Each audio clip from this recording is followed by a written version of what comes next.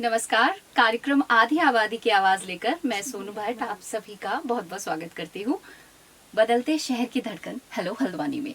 ये उत्तराखंड मुक्त विश्वविद्यालय का सामुदायिक रेडियो है जिसे आप सुनते हैं 91.2 की फ्रीक्वेंसी पर और जिसका उद्देश्य है शिक्षा का प्रचार प्रसार, संस्कृति का संरक्षण और समुदाय के लोगों में जागरूकता फैलाना और इसके मुद्दों को आवाज देना। और जब हम सामुदायिक हित की बात करते हैं तो पर्यावरण एक बहुत ही महत्वपूर्ण मुद्दा जो है बनकर सामने आता है और हमारे जीवन का अभिन्न अंग होने के साथ ही साथ हमारे जीवन की कल्पना का आधार भी बनता है। हम पर्यावरण से ही हैं तो इसका संरक्षण भी हमारी ही जिम्मेदारी है। पूरी दुनिया में इसी के प्रति जागरूकता फैलाने के लिए हर साल 5 जून को विश्व पर्यावरण दिवस भी मनाया जाता है। और जब हम पर्यावरण को देखते हैं तो इसके बिगड़ते हुए संतुलन के बारे में बात करते हैं, इसके प्रभाव के बारे में बात करते हैं दुनिया के, तो हमारी बहुत ही व्यक्तिगत तौर पर जिम्मेदारी बन जाती है, हमारा दायित्व बढ़ जाता है कि हम अपने इस पर्यावरण का ध्यान रख सकें और इसके संरक्षण के प्रति जागरूक हों भी और जागरूकता फैलाएं भी। और इसी विषय पर बातचीत करने के लिए हमारे समुदाय से हमारे साथ बहुत ही खास महिलाएं जुड़ी हुई हैं जो कि पर्यावरण संरक्षण से और उनके प्रति जागरूकता फैलाने के अभियान से जुड़ी हुई हैं। और इनसे बातचीत करके हम इस विषय पर नारी शक्ति का पक्ष जानेंगे और उनकी द्वारा की गई पहल और उनके द्वारा उठाए गए कदमों की चर्चा करेंगे। अब हमारे साथ जो कार्यक्रम में मौजूद हैं सभी महिलाएं, उन सभी का बहुत बहुत स्वागत है हमारे इस प्रोग्राम में। और जैसे कि मैं इंट्रोडक्शन करवाऊं हमारे सभी सुनने वाले और देखने वालों के साथ जो कि जुड़े हुए हैं हमारे साथ इस सामुदायिक रेडियो के जरिए, हम मेरे बिल्कुल अगर आप दाईं तरफ देखेंगे तो डॉक्टर भगवती पनेरू जी जुड़ी हुई हैं। आप शिक्षिका हैं। नमस्कार मैम, बहुत बहुत स्वागत है आपका इस प्रोग्राम में। बिरला स्कूल हल्द्वानी से एज ए लेक्चरर आप रिटायर्ड हैं। आपको लगभग 36 वर्षों का विशाल अनुभव है। इतनी लेगेसी आप अपने साथ लेके चल रही हैं। और पर्यावरण की जब बात करते हैं तो आपने बहुत कुछ किया है अपने शुरुआती बचपन के दिनों से ही। आपकी बातचीत के दौरान मुझे ये बात पता चली कि अब तक और आप लोगों तक बहुत जागरूकता फैला रही है और बहुत ही सख्ती से आपने सभी नियमों का पालन करवाया है अपने पूरे परिवार के साथ ही साथ अपने सारे समाज को। तो इसके लिए सबसे पहले आपको बहुत बहुत शुभकामनाएं कि आप पर्यावरण को बचाने के लिए इतना कुछ कर रही हैं। और आपसे बातचीत के दौरान हम और भी बहुत कुछ जानेंगे इस पर्यावरण के विषय में, लेकिन आगे बढ़ते हैं। और साथ ही साथ हमारे साथ जो मैम के जस्ट साथ में बैठी हुई हैं आशा पांडे जी, आप शिक्षिका हैं। बहुत बहुत स्वागत है आपका हमारे इस प्रोग्राम में। वर्षों का अनुभव है आपका, 20 वर्षों का अनुभव। इतना बड़ा अनुभव होता है जीवन का। एक आपने लगभग 2 दशक दिए इस प्रोफेशन को और हमारे साथ स्टूडियो में मौजूद हैं। और साथ ही साथ आप उत्तराखंड मुक्त विश्वविद्यालय की रिसर्च स्कॉलर भी हैं। तो उसके विषय में भी बहुत कुछ है हमारे पास आपसे जानने के लिए। और पर्यावरण से जुड़ा हुआ मुद्दा, क्योंकि एनवायरनमेंट डे मनाया जाने वाला है कल, तो उससे जुड़ी बात भी हम करेंगे। और स्वागत करते हैं आपका और आगे बढ़ते हैं। और हिमा मैम, आपका बहुत बहुत स्वागत है। हिमा पंत जी हमारे साथ है। नमस्कार।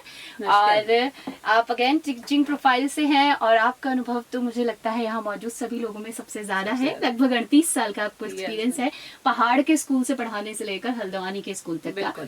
फिलहाल आप GDIC हल्द्वानी में कार्यरत हैं और काफी कुछ आप अपने स्तर पर कर रही हैं बच्चों के एक बेहतर भविष्य के लिए, उनकी एक पक्की नींव के लिए और साथ ही साथ हमारे पर्यावरण के लिए भी।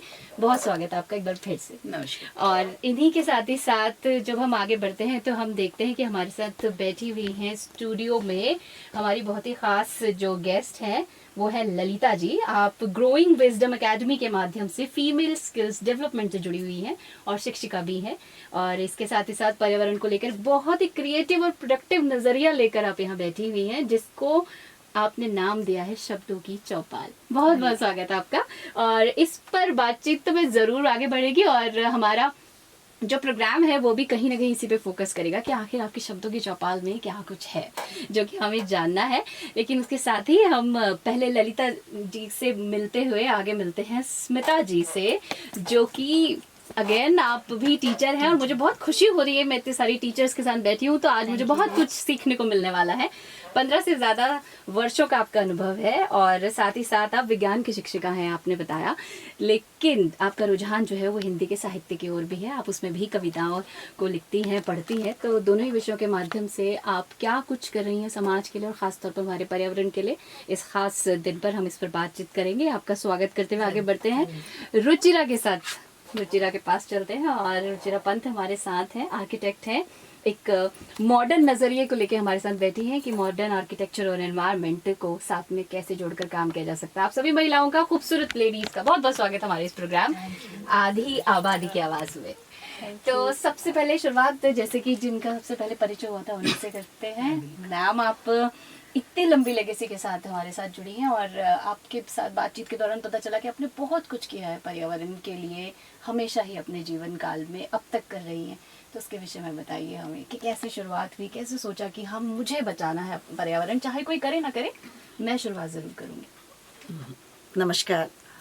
मैं ये कहना चाहती हूँ कि हमारा जो जिस घर से हम आते हैं बचपन से ही, तो माता ने, हमारी माता जी ने, हमारे बाबू ने, ईजा कहते हैं हमारे गाँव में, उन्होंने हमें सिखाया कि एक ईजा मैं हूँ तो दूसरी ईजा धरती, तीसरी ईजा तुम्हारी नदी है और चौथी ईजा तुम्हारी गाय है। तो इस प्रकार से वो हमें बहुत सारी ईजा और बिल्कुल मुझसे भी बढ़कर हैं, ऐसा वो कहती थी। तो बचपन का मुझे एक किस्सा याद आता है। मैं मुंह धो रही थी ऐसे नहर में, गांव था हमारा, गांव में ऐसे नहर में मुंह धो रही थी। मेरे मुंह से मुंह धोते धोते कुल्ला कर दिया मैंने, और ईजा ने उल्टे हाथ से मेरे मुंह में यहाँ पर मारा। तो हमारा बचपन अलग टाइप का था, हम हिम्मत नहीं कर पाए ईजा क्यों मारा। तो सोचती रही। शाम को जब आरती करने का हमारे घर में नियम था, तो उस समय ईजा ने कहा कि मैंने तेरे मुंह में क्यों मारा, तूने पूछा क्यों नहीं। मैंने कहा जरूर कोई गलती होगी। बोले बेटा तूने थूका क्यों पानी में।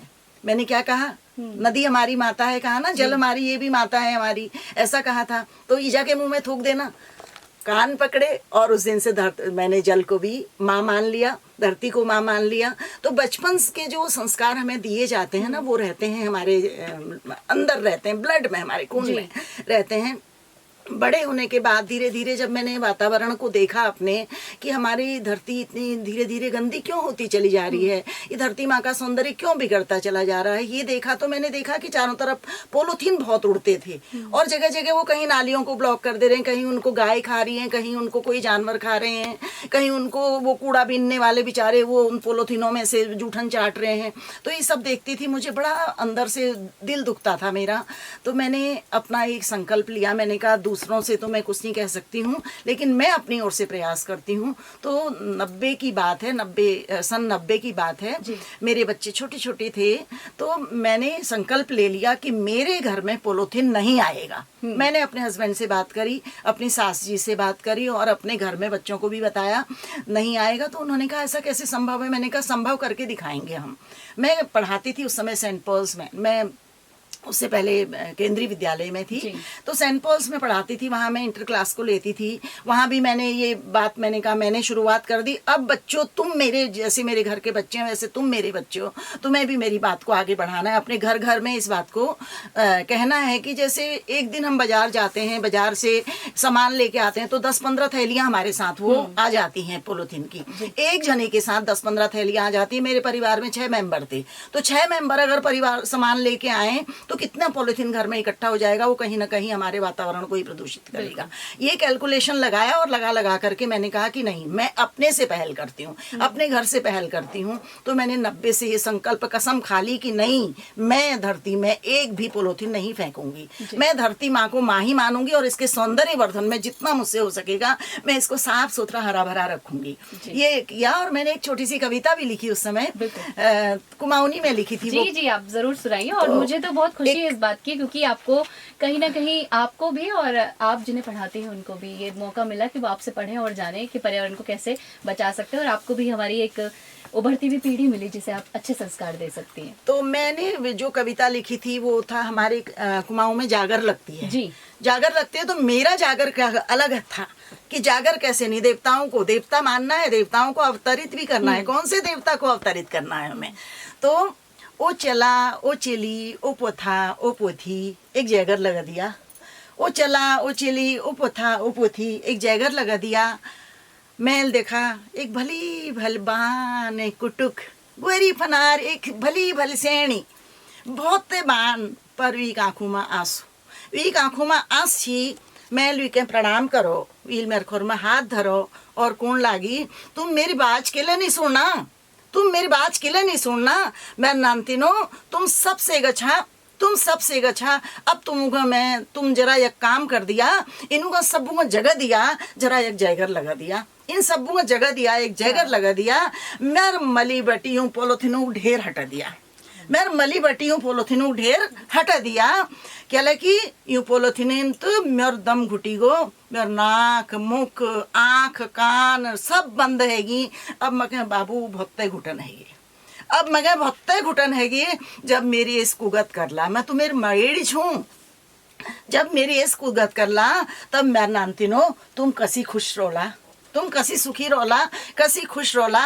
मैं चाहूँ तुम हंसने हंसने अघिल के बढ़ते जाओ। मैं कह आज पहली बटी तुम भली भल धूप बैत जगह बेर मेरे पूछ कर छा।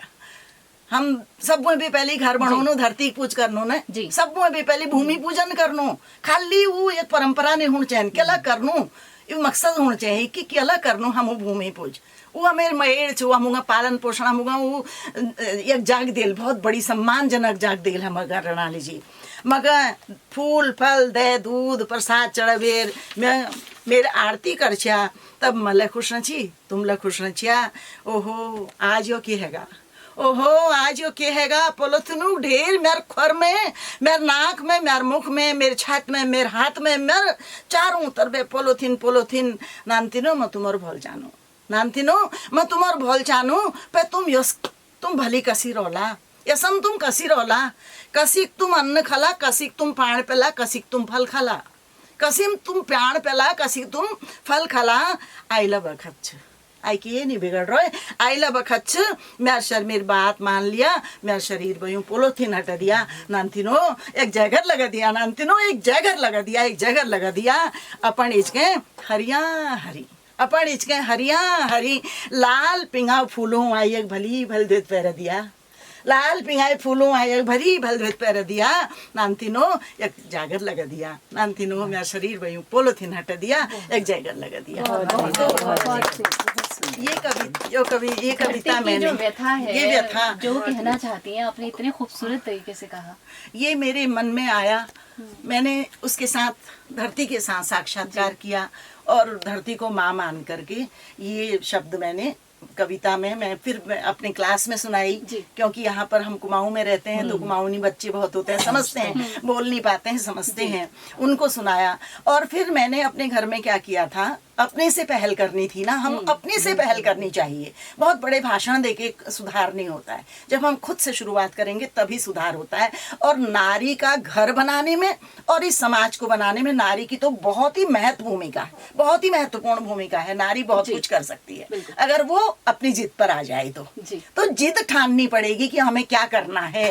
खाली फालतू की जिद नहीं कि बाजार से ये साड़ी लाओ मेरे लिए, लिपस्टिक लाओ मेरे लिए, पाउडर लाओ, क्रीम लाओ, वो जिद नहीं। हमें वास्तव में हम हैं क्या, नारी जीवन है क्या, बहुत बड़ी चीज है, नारी शक्ति है, वो देवी है, वो शक्ति है, उसे अच्छा सोचना है, बहुत बढ़िया सोचना है। और फिर मैं तो ये मानती हूँ ना कि हमारे पूर्वजों ने देश को आज़ादी दी, हमें आज़ाद करा। हमने जो जब हमारा जन्म हुआ हमने तो एकदम स्वच्छंद हवा में सांस ली, लेकिन हम तो अपने बच्चों आने वाली पीढ़ियों को घुटन भरी जिंदगी देने जा रहे हैं।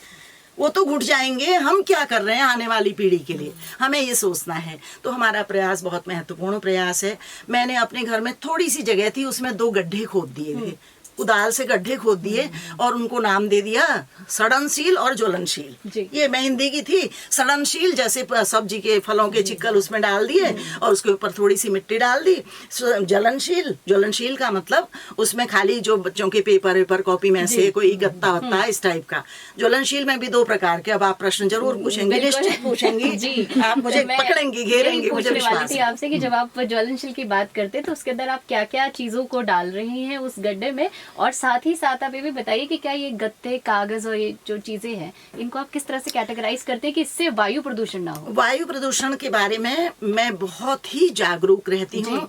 देखिए जो फूलों के पत्ते होते हैं, फूल होते हैं, उन्हीं की धूप बनती है। तो उसको अगर हम जला देते हैं ना, सूखे फूलों के पत्तों को, फलों के पत्तों को या पेड़ों के पत्तों को हम जला देते हैं, उनसे वातावरण सुगंधित होता है, खुशबू आती है उसमें, उससे वायु प्रदूषित नहीं होती है। वायु प्रदूषित होती है जब हम टायर जलाते हैं, जब हम पॉलीथीन जलाते हैं, उससे प्रदूषित होती है। आज भी जब मैं वॉक करने के लिए जाती हूँ, मैं कई लोगों को मना करके आती हूँ, ये क्या कर रहे हो तुम। मैं चलती हूँ, चलते चलते मैं देखती हूँ कि वो बेचारे वो जो मांगने वाले होते हैं ना, वो कूड़ा बीनने वाले, वो निकाल ले जा रहे हैं, टोंटी निकाल ले जा रहे हैं पब्लिक नलों में से। मैं वहां पर एक लकड़ी लेती हूँ, अब मेरे से इतना ही हो पाता है, लकड़ी लेके उसको बंद करके आती हूँ कि पानी बर्बाद हो रहा है, पानी बर्बाद हो रहा है। वहाँ हम एक एक बूंद पानी के लिए तरस रहे हैं। पानी का तो ये कहा गया है ना कि जो विश्व युद्ध होगा अगला, वो पानी के लिए ही पानी के लिए होगा, ये कहा गया है। और पानी की लड़ाई, हम तो गांव से हैं, हमने गांव में भी पानी की लड़ाइयाँ देखी हैं बहुत। वो शहरों की तरफ भी बहुत ज्यादा, शहरों की तरफ तो है ही है, लंबी लाइनें पानी की। हाँ, तो लेकिन यहाँ पर मैं भी और ये भी देखती हूँ कि हमारे अड़ोस पड़ोस में 3 मंजिले घर हैं, वहां पर पानी ओवरफ्लो कर रहा है। मैं उनके घर में चली जाती हूँ कि ये क्यों कर रहे हो ऐसे, आपको क्या फर्क पड़ता है। मैंने कहा मुझे नहीं पड़ता है, बहुत लोगों को पड़ता है, मुझे भी पड़ता है, बहुत लोगों को पड़ता है। ये जो आप बर्बाद कर रहे हैं, ये किसी को मिल जाएगा पानी। तो इस तरह से हम कह करके थोड़ा अपने स्तर से प्रयास करके हम इस पर्यावरण को सुंदर बना सकते हैं, खूबसूरत बना सकते हैं, हरा भरा बना सकते हैं। हरा भरा बनाने की तो हमारी हैसियत अगर नहीं भी है तो कम से कम इसकी हरियाली को बिगाड़े ना हम। जो नेचुरल है, ये हमें तो देवभूमि में हम रहते हैं, ये देवभूमि है, स्तुत्य है, यहाँ देवताओं का वरदान है इस भूमि को। तो इस स्तुत्य भूमि के लिए हम क्या कर रहे हैं, हम उस देवभूमि में जन्म लेकर वो देवत्व कहाँ गया हमारा। अगर हम इस धरती को खराब कर रहे हैं तो इसका मतलब हम देवभूमि के साथ हम गद्दारी कर रहे हैं। तो ये गद्दारी से हमें बचना पड़ेगा और हमें इस देवभूमि को वही देवभूमि का ही भाव मान करके उससे आशीर्वाद लेना पड़ेगा और इसको हरा भरा रखना पड़ेगा। क्या बात है, बहुत ये प्रयास हमारा है। और डॉक्टर भगवती, मैं स्टार्टिंग में जैसे मैंने कहा था कि आप बहुत सख्ती से पालन भी करवा रही हैं, सभी से एनवायरनमेंट के प्रति जागरूकता फैला रही हैं, और वही आपकी बातों से लगा मुझे कि आपका आस पड़ोस जो है वो बहुत ही अच्छा अब वैभवशाली हो जाएगा, क्योंकि अगर आप वहाँ रहती हैं तो आसपास को बहुत अच्छे से आप अपने साथ लेके चल रही हैं कि किस तरह से वो पानी बचाएं, किस तरह से खाद बनाएं, किस तरह से खूबसूरती देखें और किस तरह से वायु प्रदूषण ना फैलाएं, किस तरह से अपने पर्यावरण के लिए काम करें। बहुत बहुत शुक्रिया, आपने इतने सारे विचार हमसे साझा किए। और अब आपसे थोड़ा सा आगे बढ़ते हुए आशा जी के पास चलते हैं। आशा जी, आपके पास भी विशाल अनुभव रहा है, तो आप बताइए कि किस किस प्रकार से आप पर्यावरण के लिए, या फिर आप जिस पेशे से जुड़ी हुई हैं, आप शिक्षिका हैं, तो कैसे आप ये जो पीढ़ी है, जो नन्हे बच्चे आपके हाथों में हैं, आप इनके भविष्य को और उज्जवल बनाने के लिए काम कर रही हैं। हाँ, मैं जो कहूँगी, क्योंकि मैं टीचर हूँ, तो बच्चों को हम हमेशा जो शिक्षा है, जैसे कि मैम ने कहा, पानी बचाओ, पेपर की मेन जो हम बात करेंगे, जो आजकल बच्चे हैं पेपर को वेस्ट कर देते हैं, तो उसको नहीं करने के लिए हम प्रयास करेंगे, जिससे कि पेड़ पौधे ना कटें। पेपर जो है वो पेड़ों से ही बनता है, तो उसके लिए। और रिसाइकल वाला जो एक आइडिया, बिजली बचाओ, पानी बचाओ, ये सारी समस्याएं तो हैं ही, और ये हम बच्चों को जागरूक करते हैं। और इसके अतिरिक्त हम जो है उनको पोस्टर और ये सब, जिससे कि वो समाज को भी जागरूक करें। ये काम तो कर ही रहे हैं, लेकिन रिसाइकल वाला काम भी हम कर सकते हैं, जिससे कि जो वेस्ट चीजें हैं उनसे कोई क्रिएटिव चीज बनाए बच्चे, उनकी क्रिएटिव मतलब जो है वो भी बढ़े, क्रिएटिविटी बढ़े, और वो उसमें आगे काम कर सके। और बचपन जो है ना, वो बहुत ही धनी हो, मतलब कि बच्चों की जो यादें हैं, जो स्मृतियां हैं, वो बचपन की बहुत अच्छी होती हैं। जैसे मेरी भी बहुत अच्छी यादें हैं, मैं प्रकृति में ही रही हूँ, उत्तराखंड में रही हूँ, नैनीताल में मतलब मेरी स्कूलिंग वगैरह हुई है, तो प्रकृति प्रेम जो है वो बचपन से ही भरा हुआ है। और जहाँ तक मैं अगर अपने बचपन की बातें करूँ, कुछ स्मृतियाँ ऐसी होती हैं ना जो कभी भूली नहीं जा सकती हैं। तो मुझे अपने नाना जी और पिताजी की जो प्रकृति प्रेम है, वो मुझे नए पीढ़ी को सीखने में मदद करता है, और मुझे लगता है कि मैं भी जो उन्होंने मुझे उपहार दिया वो मैं भी उन्हें दूँ, जो विरासत के रूप में उन्होंने मुझे सिखाया। तो उससे ही रिलेटेड मैंने मतलब कविताएं भी कई लिखी हैं उससे। तो मुझे अपने नाना जी और पिताजी की बातें याद आती हैं, किस तरीके से वो बाग में खेला करते थे। हम बचपन में गर्मी की छुट्टियों में जाया करते थे, तो आम के बागों में खेलना और आम खाना, मतलब शुद्ध हवा और वातावरण में खेलना, मतलब वो पेड़ पौधों में छाया में रहना। आजकल पंखे, एसी वगैरह इतने चल रहे हैं, हम लोग उस प्राकृतिक वातावरण में रहते थे, स्वच्छंद उसमें रहते थे। और मुझे अपने पिताजी की एक बात याद आती है कि एक पेड़ हमारे पास, मतलब ऐसा मेरे पिताजी ने कभी वो पेड़ लगाया था आंवले का, तो उस पेड़ में कुछ समय बाद वहाँ पे मकान बनाना पड़ा। तो मेरे पिताजी ने जो है वो जो पेड़ है वो नहीं काटा जी। वो मकान को इस तरीके से बनाया कि वो पेड़ जो है वो उस मकान को के अंदर से ही गया हुआ है, और लेकिन वो मतलब पेड़ नहीं कटा जी। तो वो मुझे कहीं ना कहीं प्रकृति प्रेम जो है वो सिखाता है, पर्यावरण के प्रति कितनी श्रद्धा है थी उनके मन में, वो चीजें सिखाता है। तो यही चीजें याद करते हुए मैंने कुछ पंक्तियां लिखी हैं। बिल्कुल, आप सुनाइए तो ताकि हम भी जानें। तो मैं चाहूंगी कि आगे की पीढ़ी भी वो चीजें बिल्कुल करे। तो प्रकृति की विरासत जो है जी। तो मुझे पुरानी यादें आ रही हैं अपने पिताजी की। जब भी पर्यावरण की बात मन में आती है, जब भी पर्यावरण की बात मन में आती है, पिताजी और नाना जी की छवि उभर जाती है। ये मेरी स्मृतियां हैं पुरानी बचपन की। तो वही है, हरियाली से जिनका जीवन था सरोकार, हरियाली से जिनका जीवन था सरोकार, वृक्षों ने सजाया उन्होंने अपना संसार, वृक्षों से सजाया उन्होंने अपना संसार।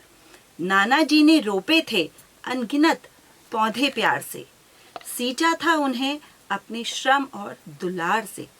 उन बागों की छाया में बचपन बीता हमारा, उन बागों की छाया में बचपन बीता हमारा। पेड़ों की गोद में ही था सुंदर संसार हमारा, पेड़ों की गोद में ही था सुंदर संसार हमारा। आमों की मिठास से भर जाते थे दिन, आमों की मिठास से भर जाते थे दिन। शाखों पर झूलते थे हंसी के अनगिनत क्षण। धूप भी वहां आकर कोमल हो जाती थी, धूप भी वहां आकर कोमल हो जाती थी। प्रकृति अपनी बाहों में हमको सुलाती थी, प्रकृति हमको अपनी बाहों में सुलाती थी। हम बचपन में बहुत खेला करते थे उन पेड़ पौधों में, और वहीं सो जाया करते थे, और उन्हीं आमों से हम पेट भर लिया करते थे, दिन भर खाना ही नहीं खाते थे। तो वही चीजें हैं। नाना जी की राह पर पिताजी बढ़ते गए, नाना जी की राह पर पिताजी बढ़ते गए। धरती को हरियाली के उपहार देते गए। आम, आंवला और फूलों के कितने वृक्ष लगाए, जीवन के सच्चे अर्थ हमें समझाए। आम, आंवला, फूलों के कितने वृक्ष लगाए, जीवन के सच्चे अर्थ हमें समझाए। एक आंवले का पेड़ जब छोटा सा था, ये आंवले की बात कर रही हूँ, उसी पेड़ की बात कर रही हूँ मैं। एक आंवले का पेड़ जब छोटा सा था, पिताजी के सपनों का वह हिस्सा सा था, पिताजी के सपनों का वह हिस्सा सा था। वृक्षों तक उसे प्रेम से सींचते रहे, वर्षों तक उसे प्रेम से सींचते रहे। हर मौसम में उसकी रक्षा करते रहे, हर मौसम में उसकी रक्षा करते रहे। जब मकान बनाने की बारी आई, वृक्ष पर संकट की घड़ी भी छाई, पर पिताजी ने उसे काटने न दिया, पर पिताजी ने उसे काटने न दिया। प्रकृति के प्रेम को झुकने न दिया, प्रकृति के प्रेम को झुकने न दिया। आज भी वह वृक्ष घर के भीतर खड़ा है, आज भी वह वृक्ष घर के भीतर खड़ा है। अपनी शाखाओं को ले आकाश से जुड़ा है, अपनी शाखाओं को ले आकाश से जुड़ा है। मानो कहता हो मानव से बार बार, मानो कहता हो मानव से बार बार। प्रकृति से ही होता है जीवन साकार, प्रकृति से ही होता है जीवन साकार। उसकी छाया, उसके फल और उसका सम्मान, उसकी छाया, उसके फल और उसका सम्मान देते हैं पर्यावरण संरक्षण का संदेश महान, देते हैं पर्यावरण संरक्षण का संदेश महान। मुझे भी यही विरासत मिली है प्यार की, मुझे भी यही विरासत मिली है प्यार की। धरती माँ के प्रति कर्तव्य और सत्कार की। आने वाली पीढ़ी भी यह सुख पाए, आने वाली पीढ़ी भी यही सुख पाए।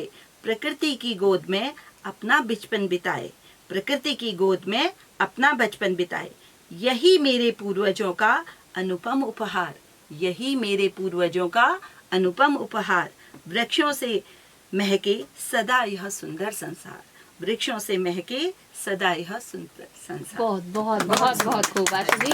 आपने अपनी बचपन की स्मृतियों को इतने सुंदर तरीके से शब्दों में उकेरा, हर कविता का रूप दिया है, अपने आप में बहुत सुंदर है ये। और हमारी जो पीढ़ी है, और आई एम श्योर कि आपने अपने स्कूल में भी बच्चों को सुनाई होगी, तो सभी ने इसको बहुत मन से सुना होगा। और इसके साथ ही जब उनके घर में इस तरह का कोई ऐसा सीन उनके सामने आएगा, जब वो देखेंगे कोई पेड़ कट रहा है किसी कंस्ट्रक्शन को लेकर, तो शायद वो उसमें बोलेंगे कि नहीं नहीं, आप इस पेड़ के इर्द गिर्द बनाइए घर, जैसे हमारी मैम के नाना जी ने बनाया था। जी, बहुत खूबसूरत। और अब आपसे बात करके हमें इतना कुछ अच्छा लगा है मुझे कि बचपन जो आपने अपना बताया है ना, वो मुझे लगता है शहरी बच्चों के लिए तो एक तरह से वो कहानियों में ही है। कि किस तरह से वो दिन भर खेल कूद कर आम खाना और नदियों में नहाना और सब प्रकृति प्रेम जो है, प्रकृति के साथ रहना और ये सब करना। तो कोशिश है, और मैं मानती हूँ कि पेरेंट्स को अपने बच्चों को लेके जाना चाहिए ऐसी जगहों पर, खासतौर पर अगर उनके पास उनके गांव है, पैतृक गांव है, तो वहाँ जरूर जाइए और जानिए कि गांव का जीवन कितना खूबसूरत होता है और वो पर्यावरण को किस तरह से संरक्षित करते हैं।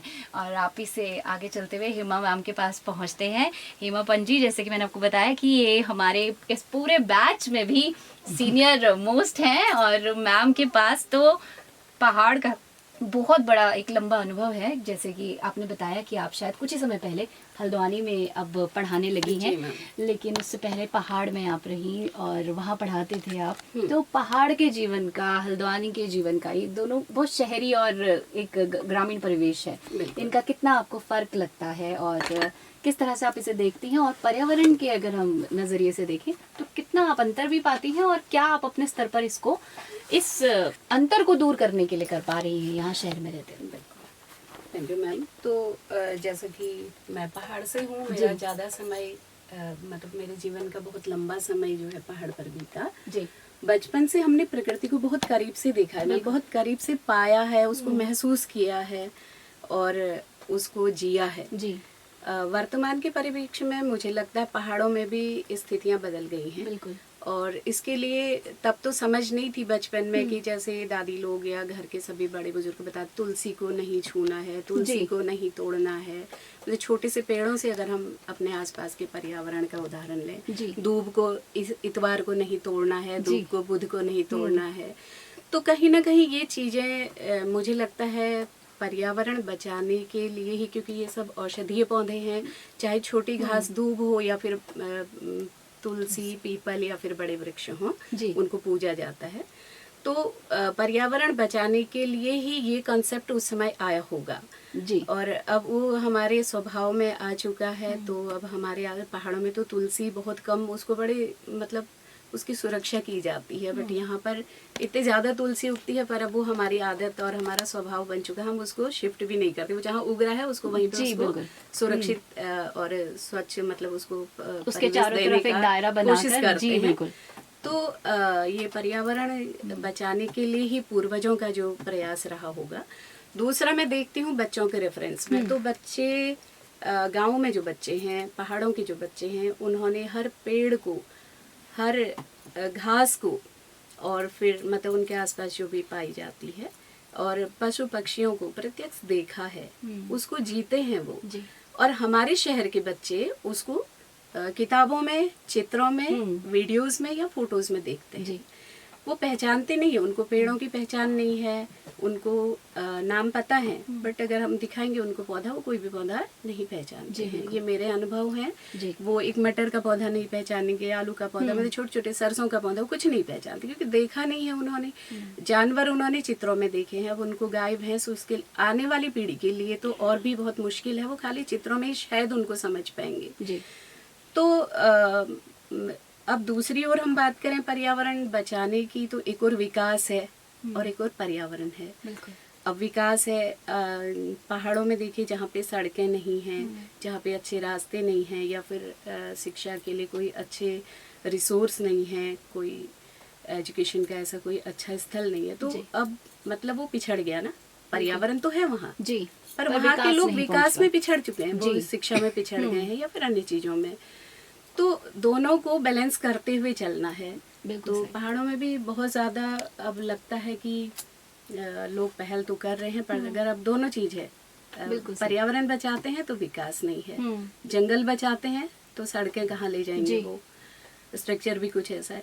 फिर भी पहाड़ के लोगों को मैंने देखा बहुत ज़्यादा प्रयास कर रहे हैं। उनका एक उन्होंने ये भी एक तरीका अपनाया है जंगलों को बचाने का, कि कोई अपने स्वार्थ के लिए, या फिर उन लोगों को लगता है वो विकास से ज़्यादा उनको पर्यावरण की सुरक्षा का मुझे लगता है चिंता है, तो वो जंगलों को कुछ 7, 8 या 10 वर्षों के लिए किसी देवी देवता के नाम पर छोड़ देते हैं। कहते हैं कि उस देवता को चढ़ा दिया हमने ये जंगल।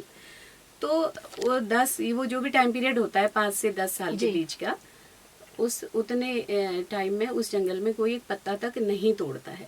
तो वो जंगलों को सुरक्षित रखने का एक तरीका उन्होंने ये भी अपनाया है। पर शहर में कुछ नहीं हो सकता क्योंकि जंगल नहीं है। जी बिल्कुल। अब दूसरी बात है, हम शहर के बच्चों को आज पर्यावरण से परिचित करा रहे हैं, उनको पर्यावरण के बारे में तरह तरह के उनसे एक्टिविटी करवा रहे हैं, या पर्यावरण दिवस मना रहे हैं।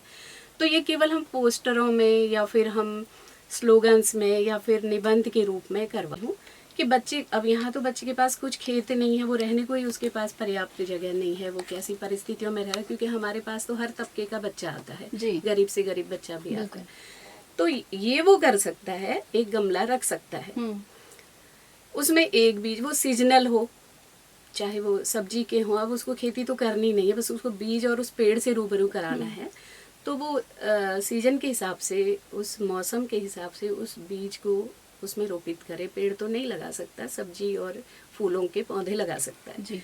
उस बीज को उगाने के लिए अब हम उसको कैसे, उसकी इस रुचि को, उसमें ये रुचि डेवलप करेंगे, उसके लिए हम हर हफ्ते में उसको कहें कि एक फोटो खींच लो, क्योंकि फ़ोन तो सबके पास अवेलेबल है, कोविड के बाद तो सबके पास ही है।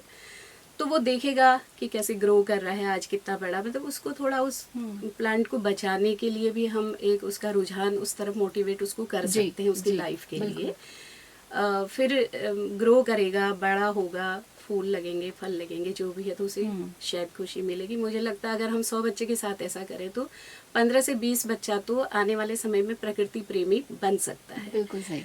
तो अगर अब उसके पौधे या फूल लगेंगे तो उसको खुशी भी मिलेगी और उसका थोड़ा इंटरेस्ट भी डेवलप होगा। तो अभी तो खाली वो हमसे सुनता है पर्यावरण बचाओ, जल बचाओ, जीवन बचाओ, क्या है उसके लिए करेगा तो समझेगा। पोस्टर में तो खाली वो अपने एक पोजीशन ले आएगा, एक इनाम मिल जाएगा, बट वास्तविक जीवन से रूबरू नहीं हो पाएगा। जी, उसे करके मैं समझती हूँ अगर हम उसको ये करवाएंगे तो कम से कम कुछ बच्चों को हम 20-25% बच्चे को प्रकृति प्रेमी बना सकते हैं जी। और इसके लिए हम थोड़ी उसमें क्रिएटिविटी भी ला सकते हैं कि वो जो प्लास्टिक है, अब ये तो बिल्कुल हम ऐसा अवॉइड उसको कर ही नहीं सकते कि प्लास्टिक पॉलीथीन हमारे घर में नहीं आ रहा है। प्लास्टिक में उसको हम जैसे वेस्ट मटेरियल से कुछ ऐसा उसको आर्ट दे दे वो बच्चा, उसको ही वो फ्लावर पॉट बना दे, उसी को ही अपना डेकोरेशन का पॉट बना दे, या फिर उसी में ग्रो कर ले चीजों को, उसको ला भी सकता है, हमें दिखाने प्रूफ के लिए वो ला भी सकता है, छोटा छोटा होगा। हो सकता है कल आने वाले जीवन में उसकी रोजगार का साधन बन जाए। बिल्कुल। और दूसरा रहा गीला सूखा कचरा, तो घरों से निकलने वाला जो वेस्टेज है वो अपने हम अगर उसको ही समझाएंगे कि ऑर्गेनिक आप कैसे खाद बना सकते हैं, आपको कहीं से खाद भी नहीं खरीदने, आप अपने प्लांट को वही बना के उसी को यूज करो। हो सकता है कल उसको अपना रोजगार का, क्योंकि बेरोजगारी बहुत बढ़ गया मैम, तो हम बहुत सारे फील्ड से इन चीजों को कनेक्ट कर सकते हैं। दूसरा, अगर वो फार्मिंग की फील्ड से थोड़ी भी उसके पास जमीन है तो अभी तो नहीं समझेगा जी, पर अब बड़े होकर के वो एक परिस्थिति आएगी, कहीं जॉब उसको अच्छा मिल गया तो बहुत अच्छी बात है, नहीं तो वो कृषि को भी अपना सकता है। उससे वो जो मतलब ये लैंडस्लाइड होगा, मतलब सॉइल का जो हरेसमेंट हो रहा है, जो कहना चाहिए मतलब मृदा संरक्षण के क्षेत्र में काम, उसको ये तो हम पढ़ाएंगे भी, समझाएंगे भी, करेगा तो शायद समझेगा भी। और लघु कुटीर उद्योग को मुझे लगता है उससे एक रोजगार का उसको फील्ड मिलेगा, क्योंकि जूट, कपास, रेशम या फिर जो भी वो खेती कर सकता है उस फील्ड में थोड़े रेशेदार पौधे उगा करके, अब कहाँ रहता है डिपेंड करेगा कि वो क्या उगाएगा, तो उसे भी अपना रोजगार का जरिया बना सकता है। लड़कियां हैं वो क्या कर सकती है, जैसे हम पॉलीथीन अवॉइड करेंगे, पॉलीथीन के उसको नुकसान बताएंगे, और उनको जैसे कि अभी मैम ने भी बोला था इन्होंने अपने परिवार से पॉलीथीन बिल्कुल बंद कर दिया है, तो हम लोग कोशिश तो बहुत ज़्यादा करते हैं, और हो सकता है वो करके सीखेगा तो कल उसको ये बातें समझ में आएंगी पॉलीथीन के नुकसान क्या है। तो जैसे हम कॉटन यूज़ करने की बात करेंगे तो कॉटन बैग्स हैं, या फिर ये जो भी सिलाई वगैरह है उसमें उनको रोजगार मिलेगा। वो बैग सिलेंगी, क्योंकि बैग की डिमांड बढ़ेगी अगर पॉलीथीन बंद कर देंगे। तो यही सब चीज़ें हम कर सकते हैं। तो मेरा कहने का टोटल मतलब है कि हम इसको पोस्टर प्रतियोगिताओं के तक ही सीमित ना रख के उनको धरातल पे कुछ करके सिखाने का प्रयास हम लोग करते भी हैं। बच्चे कर भी रहे हैं, अच्छा कर रहे हैं जी। बस छोटे से एक डिब्बे से, छोटे फ्लावर पॉट से हम शुरू करते हैं इस चीज को जी। बिल्कुल। बाकी उनको हम ये सीड बॉल्स बना करके आप कैसे स्प्रेड कर सकते हो, कैसे आप पर्यावरण बचाने के लिए अपना योगदान दे सकते हो, इस फील्ड में भी हम बच्चों से काम करवाते हैं। तो कभी उनको हम पिकनिक वगैरह या कहीं और ले जाते हैं तो जो बॉल्स उन्होंने बनाए हैं तो कहीं भी स्प्रेड कराते हैं। हालांकि फिर वो दोबारा लाइफ में तो शायद ही देखने का भी जाए कि वो उगा कि क्या हुआ, बट कोशिश है उगता होगा, उगता तो होगा। आपकी बातें, आपकी दूरदर्शिता, ये आप समाज विज्ञान पढ़ाती हैं तो वह झलक भी रहा है कि किस तरह से आपने एनवायरनमेंट को पूरे समाज के जो विकास है उसकी ग्रोथ से जोड़ दिया, कि किस तरह से एक छोटा बच्चा अगर अभी इन सारी चीज़ों को सीखेगा तो आगे चल के इसका रोजगार भी बन सकता है, ये समाज के काम भी आ सकता है और पर्यावरण इससे बचेगा ही। बहुत शुक्रिया मैम, आपने इतने सारे विचार हमसे साझा किए और कविता भी लिखती हैं आप, पढ़ती भी हैं, तो वो तो हम कैसे नहीं सुनेंगे, बताइए। तो आप बिल्कुल बिल्कुल, थैंक यू। तो विश्व पर्यावरण दिवस, जैसा कि मैंने कहा, निबंध पोस्टरों तक ना रह जाए जी, उस पर कुछ शहर में आने के बाद जो मुझे महसूस हुआ था उसी को मैंने पहाड़ से भी थोड़ा थोड़ा कनेक्ट किया है जी। प्रखर अग्नि ज्वाला उगल रहे हैं सूर्यदेव, प्रखर अग्नि ज्वाला उगल रहे हैं सूर्यदेव, प्रकृति संग छेड़छाड़ पर मानो रुष्ट हो रहे हैं सूर्यदेव। बढ़ती जा रही सूरज की गर्मी, तप्त हो रहा है धरातल, पिघलते जा रहे हैं हिम शिखर हिमानिया, यही है ग्लोबल वार्मिंग का असर जी। उजड़ रहे हैं वन बाग बगीचे, जल रहे हैं जंगल, संकटग्रस्त हैं वन्य प्रजातियां, सूखता जा रहा है धरा का जल। व्याकुल हो रहे हैं पशु परिंदे, तोड़ते जा रहे हैं दम, व्याकुल हैं कीट पतंगे, तड़प रहा है जनजीवन। गर्मी तो पहले भी पड़ती थी, गर्मी तो पहले भी पड़ती थी, मई जून तब भी आता था, लेकिन तब आसानी से जनजीवन पशुधन बच जाता था। आखिर जिम्मेदार है कौन इन सब का, आखिर जिम्मेदार है कौन इन सब का, दखल से जिसके बढ़ती जा रही हैं परेशानियां। बिना बरसात जल स्तर बढ़ने से बन रही जल प्रलय सी परिस्थितियां। हे मानव, यदि समय पर नहीं चेते तो भारी कीमत चुकानी होगी, समाप्त न हो जाए कहीं मानव सभ्यता बचानी होगी। वृक्ष लगाओ जंगल बचाओ, ये बात पोस्टरों से बाहर लानी पड़ेगी। जल जंगल बचाने को हम सभी को पहल करनी होगी। फिर से एक बार गौरा देवी बनकर हर वृक्ष को बचाना होगा। धरा में जीवन हेतु जल स्तर बढ़ाना होगा। जल संचय जीवन संचय के इस मिशन को युद्ध स्तर पर पहुंचाने हेतु स्वयं को ही प्रथम बनाना होगा, स्वयं को ही प्रथम बनाना होगा। बहुत बहुत बहुत आपकी बातें और आपकी कविता हमारे लिए और हमारे आने वाली पीढ़ी और हमें सुनने वाले सभी जितने भी अभी हमारे लिसनर्स हैं और हमें देखने वाले जो दर्शक हैं उन सभी को एक नया नज़रिया देगी और वो कोशिश करेंगे कि आज से ही वो पर्यावरण के लिए, अगर अभी तक कुछ नहीं कर रहे थे तो आप कुछ ज़रूर करें, भले एक वो बीज से एक छोटा सा पौधा लगाने की और उसकी देखभाल करने की कोशिश करें। बहुत शुक्रिया, आपने इतना समय भी दिया और इतने सारे विचार भी साझा किए। और आप ही के जस्ट साथ में बैठी हैं ललिता जी और काफ़ी देर से सबको सुन भी रही हैं, मुस्कुरा भी रही हैं। आप ग्रोइंग विजडम अकेडमी के माध्यम से फीमेल स्किल्स डेवलपमेंट से जुड़ी हुई हैं, उनके लिए काम कर रही हैं और शिक्षिका भी हैं और पर्यावरण को लेकर आप बहुत सजग भी हैं। और जैसा कि हमने अपने शुरुआत में ही बताया था सुनने वालों को कि आप शब्दों की चौपाल जो है ये एक नया नज़रिया लेकर आई हैं, तो आप इसके बारे में बताइए और थोड़ा और साथ ही में जो जो आपने कार्य किए हैं अब तक पर्यावरण के लिए उनके विषय में बताइए। तो सबसे पहले तो मैं हेलो हल्द्वानी का धन्यवाद करती हूँ और सुनीता जी का मैं धन्यवाद करती हूँ कि हमें ये हमारी शब्दों की चौपाल को आज हेलो हल्द्वानी का मंच मिला है, इसके लिए बहुत बहुत धन्यवाद। हमारा सौभाग्य कि आप यहाँ आए और हमारे साथ अपना समय ऐसे बांट रहे हैं। बिल्कुल जी, तो ये हमारा भी सौभाग्य है। अब जो कि बात करते हैं कि शब्दों की चौपाल की जी, ये कॉन्सेप्ट कहाँ से आया। बेसिकली हम लोग सब साहित्य से जुड़े हुए हैं। मैं ज़्यादा गहराई में नहीं जाऊंगी क्योंकि टाइम थोड़ा सा कम है, लेकिन ये जो शब्दों की जो चौपाल है, इसका जो कॉन्सेप्ट आया कि आजकल फीमेल्स जो हैं, आप देखते हो कि कई बार किट्टी वगैरह करती हैं जी, किट्टी वगैरह करती हैं, वो सस्ती हैं, संवरती हैं, लेकिन मैं भी एक आध किट्टी मैंने देखी, ज्वाइन करी, लेकिन मेरा मन नहीं लगा उसमें। तो उसका बेसिक रीजन जो था मन नहीं लगने का, कि वो मुझे लगा कि टाइम वेस्ट हो रहा है।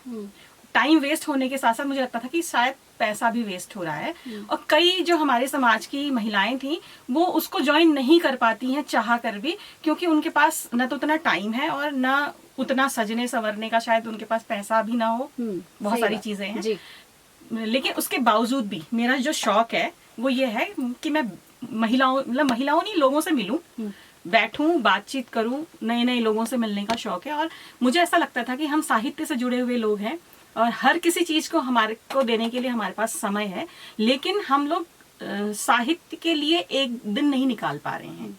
ये मेरे बार बार मन में आता था कि हम नहीं निकाल पा रहे हैं। और विशेष रूप से मैं बहुत पिछले, जब से मैंने स्कूल 2022 में मैंने क्विट किया, उसके बाद से मैं साहित्य से जुड़ी हूँ और मैंने देखा कि सबके अंदर है, साहित्य सबके अंदर है।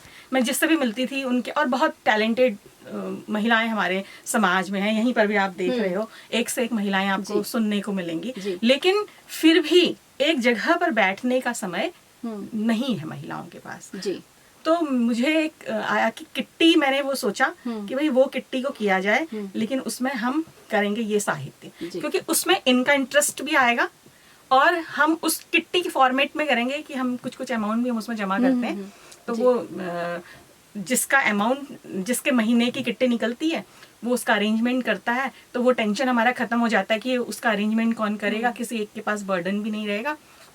और उस 1 या 2 घंटे में हम लोग वो बातें करेंगे जो कि समाज से रिलेटेड हैं या हमारे साहित्य से रिलेटेड हैं, जो भी हमारा, जिसको भी हम साहित्य से कनेक्ट कर सकते हैं, और उस बहाने से हम पब्लिक पर भी उसको पहुंचाने की कोशिश करते हैं। हमने फेसबुक पेज भी इसका बनाया हुआ है ताकि लोग धीरे धीरे हम उसको एक्सप्लोर करेंगे। तो ये मेरा कॉन्सेप्ट रहा कि हम किसी एक पर बर्डन भी ना आए, हम सब बैठ भी जाएं और कुछ प्रोडक्टिव हो जिसका कि समाज में पॉजिटिव मैसेज जाए। बिल्कुल। तो बहुत ही यूनिक ये कॉन्सेप्ट है। हाँ जी। और क्योंकि एक आप किट्टी की जब हम बात करते हैं तो बहुत ही, जब सभी महिलाएं इकट्ठा होती है, एकत्रित होती है एक जगह पे, तो बहुत आम बोलचाल और आम अपनी जो जीवन की परेशानियां उन्हीं के बारे में बात करते हैं। हम शायद समुदाय के विषय तक पहुंच ही नहीं पाते क्योंकि हम अपने जीवन से नहीं निकल पाते। तो लेकिन आपने ये जो एक मंच दिया कि आप आइए, सारे इकट्ठे हों और उसके बाद हम साहित्य की बात करें, समुदाय की बात करें और फिर उससे जुड़े हुए काम करें, तो ये कॉन्सेप्ट बहुत अच्छा। पर ये आपके दिमाग में एग्जैक्टली ये, मतलब ये कौन सा सिचुएशन थी जब ये क्लिक हुआ कि ऐसा करना चाहिए, या वो दिन कौन सा था जब पहला, अगर आप बताना चाहें, पहला एक्सपीरियंस, या जब पहली बार कोई आपसे मिला और उसने बोला कि ये तो बहुत अलग चीज है ललिता जी, ये कैसे सोची आपने? एक्चुअली देखिए, मुझे ये कॉन्सेप्ट कैसे आया, दिन तो मैं नहीं बता सकती क्योंकि हर टाइम दिमाग में कुछ न कुछ चलता है। ये, पर मुझे ये समझ में कैसे आया कि जब मैं किट्टी में गई, एक आध किट्टी में, तो मुझे मजा नहीं आया, लेकिन फिर भी उसका कि बैठना तो चाहिए कि जैसे हम कभी कुछ करने की कोशिश करते थे कि हम बैठें, तो मैं किसी को कॉल करूं तो कहीं मेरे पास टाइम नहीं है, उसको कह मेरे पास टाइम नहीं है, मेरे पास। लेकिन मैंने एक चीज और नोटिस करी, अगर आप देखेंगे कि कहीं पर पुरस्कृत किया जाना हो या आपको कुछ मिलना हो तो सब वहां इकट्ठा हो जाएंगे, मतलब उस दिन के लिए सब समय निकालते थे। तो मुझे ना ये बड़ा अजीब सा कॉन्सेप्ट लगा कि भाई आपके पास उन जगहों पर जाने के लिए तो टाइम है, लेकिन जब आप एक जगह पर बैठकर 8-10 लोग विचार विमर्श कर सकते हैं किसी बात पे, तो उसके लिए हमारे पास समय नहीं है। हमारे पास नामकरण में जाने के लिए, पार्टीज में जाने के लिए या मार्केट में घूमने के लिए समय है, लेकिन हम इन सब चीजों के लिए समय नहीं निकाल पा रहे हैं। और मुश्किल से 1 घंटा हमें निकालना है या 2 घंटा निकालना है, चलिए 3 घंटा भी मान लीजिए, महीने में 1 दिन हमें निकालना है, तो हम नहीं निकाल पा रहे हैं। तो मुझे लगा कि यार इसको हम थोड़ा सा क्रिएटिव बनाएं, क्योंकि थोड़ा सा उसमें क्रिएटिविटी होगी। किट्टी हम कहेंगे तो वो वाला कॉन्सेप्ट आएगा, थोड़ा सा मौज मस्ती टाइप भी हम करते हैं, ऐसा नहीं कि हम नहीं करते, हम फोटोग्राफी भी करते हैं, हम गपशप भी करते हैं, हम हंसी मजाक भी करते हैं, तो वो बहुत मजा आता है उसमें, हम उसे बहुत हल्का रखते हैं। अच्छा, उसमें कविता पाठ और ये सारी चीज, ये हम साहित्य भी करते हैं, हम 1-1, 2-2 कविताएं भी पढ़ते हैं। और एक और जो मेरे मन में बात आई थी इसके माध्यम से, मुझे एक चीज और महसूस होती थी कि फीमेल्स काम तो कर रही हैं, मतलब उनके अंदर टैलेंट तो है, लेकिन वो अपने से बाहर नहीं निकल पाती हैं। मतलब खुद के लिए तो कर रही हैं और खुद के लिए चाह रही हैं कि मैं यहाँ भी पहुंचूं, मैं वहां भी पहुंचूं, मुझे ये भी पूछे वो भी पूछे, लेकिन जब उसको दूसरे को सपोर्ट करने की बारी आती है ना, तो वो कोई किसी का हाथ पकड़ने को तैयार नहीं होता और कोई सही रास्ता नहीं दिखाता वहां पर। तो यहाँ पर भी मुझे लगा कि शब्दों की चौपाल में हमने एक ये कॉन्सेप्ट रखा कि जिसका दिन होगा, यानी कि जो उस दिन का होस्ट होगा जी, उसके ही आइडियाज चलेंगे। बिल्कुल, वो अपने हिसाब से जैसे चाहे उस दिन को हमें बताए कि हमको बताए कि हमें क्या करना वो है। दिन उसका है। वो उस दिन उसका है। जी। वो कहे कि हमें कविता पाठ करनी तो हम कविता पाठ करेंगे, जी। वो कहे कि हमें कुछ और चर्चा परिचर्चा करनी तो वो करेंगे, और हम उसको हाईलाइट करने का भी प्रयास करें। अभी एक चीज आप और देखेंगे कि महिलाएं बहुत सारे कार्यक्रमों में जाती हैं, लेकिन जब फेसबुक वगैरह में अपनी पोस्ट डालनी होती है तो सिर्फ अपनी डालती हैं।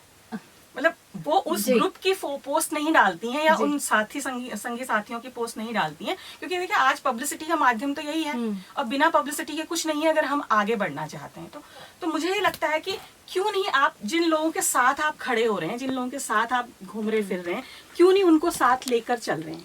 आप उनसे बातें तो बहुत बड़ी बड़ी कर रहे हैं, लेकिन आप क्यों नहीं। तो मुझे लगा कि और ऐसे कुछ लोग करना चाहते हैं लेकिन उनको एक प्लेटफॉर्म नहीं मिल रहा है। तो मुझे लगा कि जो मैंने सीखा, जो मेरे पास आ रहा है या मैं कहीं से मुझे मिल रहा है, उसको मैं फॉरवर्ड करूं, मतलब अन्य लोगों तक पहुंचाऊं, फॉरवर्ड करूं। तो ये एक मेरा जो कॉन्सेप्ट था इसमें कि इसको हम करें, सबको साथ लेके चलना, सबका विकास हो, ताकि हाँ उसमें मतलब अपने को भी आप एक्सप्लोर करो ना, कि जैसे हम शब्दों की चौपाल का जो हमारा फेसबुक पेज है उसमें जब जो बोलता है तो उसको हम उसमें अपलोड करते हैं, तो उसके माध्यम कुछ तो होगा, मतलब बहुत कुछ तो हम नहीं कर पा रहे, लेकिन नहीं जरूर तो होगा, समय लगता है लेकिन सब होता है। हाँ। अच्छा, आपकी बातों से मैं एक सवाल ये यहाँ पर पूछना चाहूंगी कि कितने सदस्यों के साथ आपने शब्दों की चौपाल शुरू की थी और कितना समय हुआ, और आपको लगता है कि उसमें बढ़ोतरी हो रही है सदस्यों में? बढ़ोतरी और कोई जुड़ना चाहे तो कैसे जुड़ेगा? बिल्कुल, वो सीधा संपर्क करें हमसे।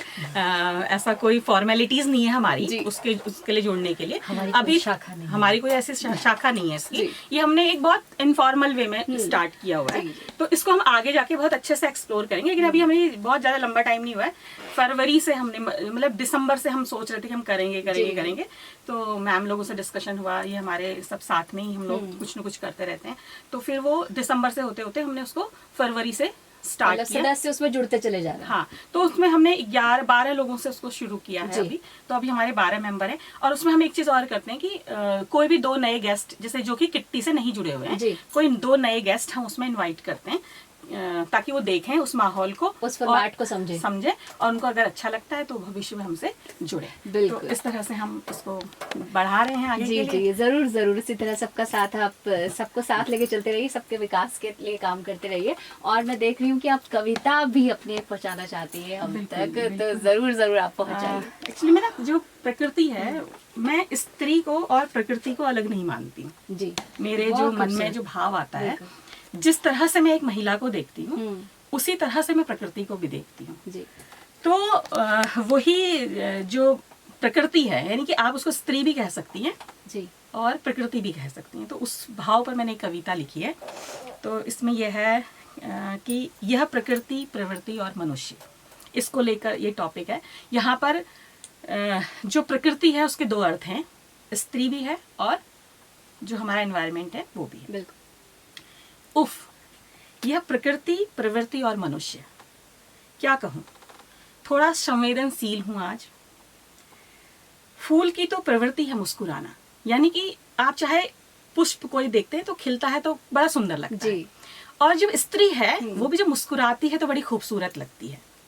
तो उस पर ही मेरा भाव आया, और जो मैं लोगों की जो नजर होती है उसके प्रति, उसको मैंने यहाँ पे कनेक्ट करने की कोशिश करी है कि फूल की तो प्रवृत्ति है मुस्कुराना जी, अपनी सुगंध से सबको महकाना। और हम देखते हैं कि जब महिलाएं मुस्कुराती हैं तो हम उस आसपास में सभी जगहों पर एक अलग सा माहौल क्रिएट हो जाता है, बहुत अच्छा खुशनुमा माहौल क्रिएट होता है। तो फूल की तो प्रवृत्ति है मुस्कुराना, अपनी सुगंध से सबको महकाना, और मनुष्य की प्रकृति है बाग के सबसे सुंदर फूल को तोड़ना। बहुत बढ़िया। उपहार स्वरूप उसका प्रयोग करना और फिर डस्टबिन में डाल देना। अब आप यहाँ पे भी देख सकते हैं कि चाहे वो हम फूल लेकर आते हैं, यूज करते हैं और फेंक देते हैं जी। कहीं ना कहीं। इसी तरह से महिलाओं की स्थिति भी है, उनको प्रयोग ही किया जाता है बहुत सारी जगहों पर, और प्रयोग करने के बाद उन्हें बिल्कुल किनार कर दिया जाता है। तो वो स्थिति वहां का कहीं कम नहीं है। तो ये भाव यहाँ से निकला हुआ है। यह प्रकृति कितना मुस्कुराती और खिलखिलाती, यदि बगीचे का सबसे सुंदर फूल केवल और केवल श्री चरणों के लिए तोड़ा जाता। यानी कि केवल आप ईश्वर की पूजा करने के लिए अगर उस फूल को तोड़ते, या उस महिला का जो प्रयोग है या उस महिला का जो साथ है इसलिए लेते कि कहीं कुछ अच्छा करना है जीवन में जी। उसके लिए आप उसको अपने साथ लेते, तो वो कितना अच्छा होता। और जब वह सूख जाता, मनुष्य उसकी सूखी पंखुड़ियों को आशीर्वाद स्वरूप अपने सिर पर रखकर अद्वितीय अनछुए दिव्य प्रकाश से भर जाता। कहने का अर्थ ये है कि वो सूखा फूल, यानी कि स्त्री अगर मुरझा भी जाएगी ना, अगर उसके अंदर जो खूबसूरती है वो आपको हमेशा आशीर्वाद ही देगी जी। कोई भी महिला देख लीजिए, अगर आप उससे प्रेम करते हैं तो वो आपको आशीर्वाद ही देती है। चाहे वो आपके बच्चे हों, हमारे स्कूल के बच्चे हों, या हमारे कहीं पर भी अगर कोई लोग हमसे अच्छे भाव से बात करते हैं, सद्भाव से बात करते हैं, तो हमारे मन से हमेशा उनके लिए एक अच्छी भावना, अच्छा विचार, या अच्छा एक कह लीजिए कि वेल विशेस ही निकलती हैं। वही अगर आप फूल हैं उसको तोड़कर आप भगवान के चरणों में चढ़ाएंगे तो उस सूखे फूल को भी पकड़ के आप सर पर रखते हैं ना जी, अपना आशीर्वाद लेते हैं उसका। तो यहीं पर मैं इसको कनेक्ट करती हूँ कि और जब वह सूख जाता तो मनुष्य उसकी सूखी हुई पंखुड़ियों को आशीर्वाद स्वरूप अपने सिर पर रखकर अद्वितीय अनछुए दिव्य प्रकाश से भर जाता। धन्यवाद। वो बहुत सुंदर, बहुत सुंदर। ललिता जी, ये पर्यावरण के साथ साथ ना स्त्री विमर्श की कविता बनकर आई सामने, और प्रकृति, प्रवृत्ति और मनुष्य जी के साथ आपने बहुत खूबसूरती से जोड़ा है। और कहीं ना सुनते सुनते मैं तो शायद कुछ और उसमें चली गई थी, एक थॉट प्रोसेस में, कि सच में ये होता है। और इसको आपने ऑब्जर्व किया और ऐसे कविता में ढाला और हमारे साथ साझा किया। बहुत बहुत शुक्रिया आपका, धन्यवाद। और इतनी सारी बातों के साथ साथ ना मुझे बहुत कुछ जानने को मिल रहा है आप सभी के साथ। तो अब स्मिता जी की तरफ चलते हैं, उनसे भी मिल लेते हैं।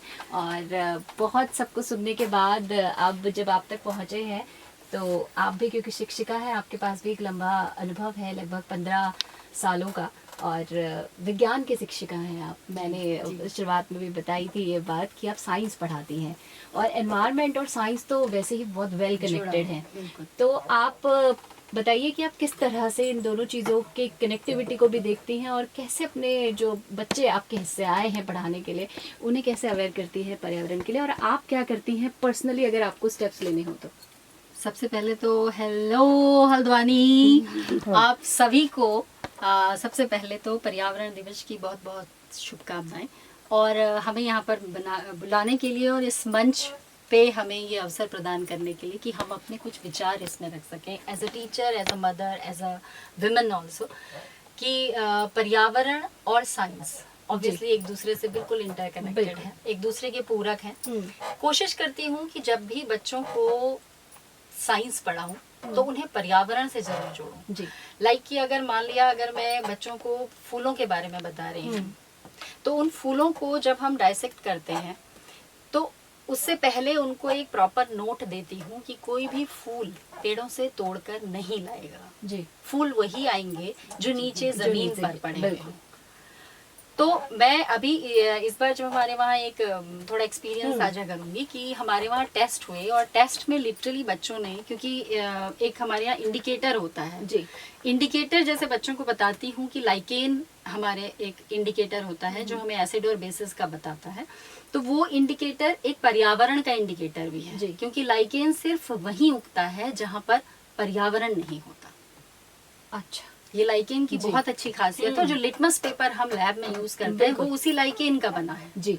और वो लाइकेन मैंने बच्चों को दिखाया, और बच्चे बहुत ही ज्यादा, पहले बच्चों को समझ नहीं आया कि लाइकेन एग्जैक्टली है क्या। मैंने कहा आपने देखा होगा जब भी आप उत्तराखंड गए होंगे या कहीं भी पहाड़ों में गए होंगे तो आपने वो लाइकेन देखा होगा, क्योंकि वो वही होता है जहाँ पर पर्यावरण नहीं होता। तो यानी एयर पॉल्यूशन अगर नहीं है तो लाइकेन होगा। और जब मैंने उन्हें डाइसेक्ट करके, तो उसमें एक है कि आप खुद का एक इंडिकेटर बनाएं, वो है फूलों से। तो बच्चों ने, आप यकीन नहीं मानेंगे, जब आंसर लिखा था कि हमने जो फ्लावर तोड़ना है, we have to pluck the flower but don't pluck the flower from the tree. ये बात बच्चों के जहन में थी कि हमें वो पौधा पेड़ से नहीं तोड़ना है, मतलब वो फूल जो है वो पौधे से नहीं तोड़ना है, हमें नीचे गिरा हुआ फूल ही यूज करना है। और जब डाइसेक्ट करके बच्चों को ये बताया गया कि ये जो फूल आप देख रहे हो ये बिल्कुल उस स्त्री की तरह है जो हमें सृजन करती है, जिसका सृजन हम सब है, मतलब जिसकी वजह से ये वो फूल है जिसके अंदर वो सारी चीजें, क्योंकि साइंस पढ़ानी है तो हमें वो सारी चीजें, उनको रिप्रोडक्शन ये वो सब कुछ बताना है। तो बच्चे ने जब वो फूल डाइसेक्ट करके देखा तो वो लिटरली इतना अमेज। तो मैं उन्हें यही बताती हूँ, जो आप अभी अभी मुझसे पूछ भी रहे थे कि आप विज्ञान को साहित्य से कैसे जोड़ते हो, तो ये एक तरीका है साहित्य से भी जोड़ने का कि नेचर ने, प्रकृति ने एक एक छोटे छोटे पौधे को इस तरीके से गढ़ा हुआ है ना कि उसके अंदर से सृजन अपने आप ही उभर जाता है। इसीलिए वो खूबसूरत फूल जो है वो इसीलिए इतना खूबसूरत बना हुआ है क्योंकि उसके अंदर सृजनात्मक की एक वो है, क्षमता है। जैसे एक औरत को इतनी खूबसूरती से गढ़ा गया है कि उसी में ये क्षमता है। जैसे हम कहते हैं, जब हम सेल डिवीजन पढ़ते हैं तो उसमें डॉटर सेल है, तो मेरा पहला प्रश्न ये होता है बच्चों से कि इसका नाम डॉटर सेल क्यों पड़ा है, सन सेल क्यों नहीं पड़ा है। तो बच्चों के दिमाग में ये होता है कि हाँ मतलब डॉटर सेल ही क्यों पड़ा है। इतना यहाँ पर भी फेमिनिज्म आ गया। हाँ, ये अभी मेरे दिमाग में भी है कि मतलब साइंस में भी फेमिनिज्म आया। तो उसका सबसे बड़ा कारण यही है क्योंकि एक औरत में ही क्षमता है किसी और जीव का सृजन करने, इसलिए डॉटर सेल पड़ा है। तो इस तरीके से साइंस को पर्यावरण से जोड़ती हूँ। और एक और चीज मेरे जहन में अभी अभी आई कि हमने एक प्ले किया तो कहीं ऐसी ना मेरे दिमाग में एक चीज आई कि हम, जैसा अभी मैम भी कह रहे थे कि उन्होंने अपने यहाँ पॉलीथीन को बिल्कुल रिस्ट्रिक्ट किया, विच इज वेरी गुड। और फिर मैम ने एक चीज कही कि हम कोशिश तो बहुत करते हैं लेकिन कुछ चीजों में हम खुद ही मजबूर हैं कि हम नहीं कर सकते। लाइक अगर दूध आना है तो वो पैकेट में ही आएगा, और कुछ चीजें ऐसी हैं जो हमारे पास सिर्फ प्लास्टिक के पैकेट्स में ही आती है। तो वहां पे मैंने एक दिमाग में एक विचार आया कि हम जब भी पैकेट काटते, शायद आप लोग भी ऐसा करते होंगे, काटते हैं तो कट कर देते हैं। हमने बड़े पैकेट का तो सोचा लेकिन वो छोटा सा जो टुकड़ा होता है ना उसके बारे में नहीं सोचता कोई। और वो जो छोटा टुकड़ा होता है वो सब पानी में घुल घुल करके उन छोटे छोटे जीव जंतुओं को नुकसान पहुंचाता है जिनके बारे में हम सोच भी नहीं सकते। तो वहां से एक थॉट ये आया कि अब से इसको कट नहीं करना है, मतलब अलग नहीं करना है, सिर्फ कट करना है और ऐसे डालना है। तो ये मैं अपने बच्चों में भी, अपने स्कूल में भी सारे बच्चों को यही बोलती हूँ कि अपने पेरेंट्स को बोलिए, ममा को बोलिए स्पेशली, कि जब भी ये पॉलीथीन कट होता है इसको पूरा कट कभी ना करें, इसमें छोड़ दिया करें ताकि वो उन छोटे छोटे जीवों को नुकसान ना करे जिनके बारे में शायद हम सोच भी नहीं सकते, जो हमारे इकोसिस्टम के लिए बहुत ही ज्यादा जरूरी है। और हम जो वेस्ट वाटर पढ़ते हैं, एक वेस्ट वाटर स्टोरी करके एक चैप्टर है हमारा, उसमें जब मैंने बच्चों को ये बताया कि ये जितना पानी हमारे ड्रेनेज से जा रहा है, टॉयलेट से जा रहा है, यही आपके पास वापस आ रहा है पीने के लिए। बच्चे बिल्कुल शॉक्ड थे कि ये सच है क्या।